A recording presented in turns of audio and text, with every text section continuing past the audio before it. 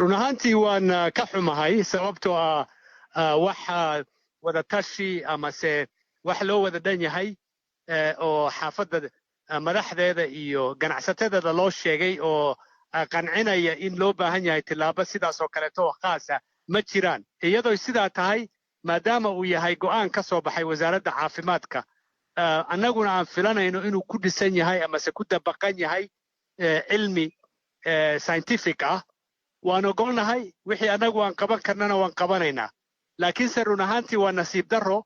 in xaafad yar oo magaalo madaxda Nairobi ka mid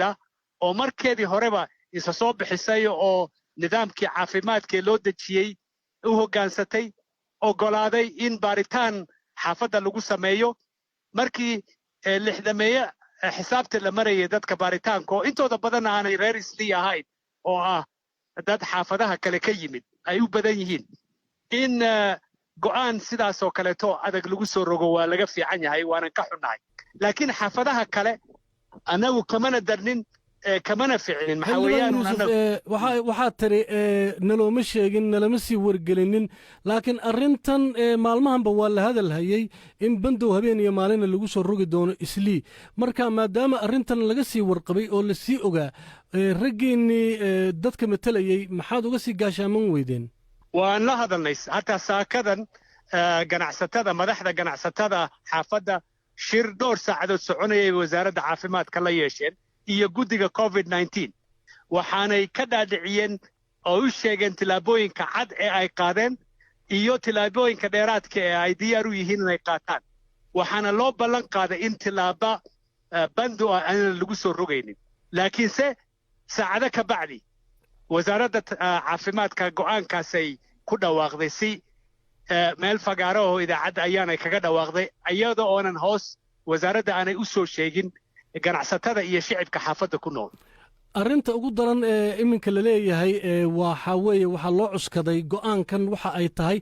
in Islii dadka ku nool aanay u hoggaansamin awaamiirtii la soo rogay ama waxyaabihii dadka la faray sida in la kala fogaado oo kale oo dadku ay kala fogaadaan meelaha qaarkoodna waxyaabaha lagu arkayo waxaa ka mid in aanay dadku intooda badan sanka duubanin oo sanku aanay u xirnayn arrimaha marka maxaa kaga jawaabaysaa iyadoo la leeyahay weliba tiro badan ayaa laga helay Islii waa suuq reer Nairobi oo dhan u furan suuq dad khaasa ay leeyihiin ma jirto kumanaan qof ilaa 120,000 oo qof baa u shaqo tagta subax kasta 100,000 oo dheeraadna ganacsi bay u yimaadaan markaasi yaa maamuli kara dadkaasi waajibaadka maamulka dadkaasi shicibka Islii iyo ganacsatada Islii ma saarna ee dawladda Kenya iyo maamulkeedu saaran yahay haddii marka ay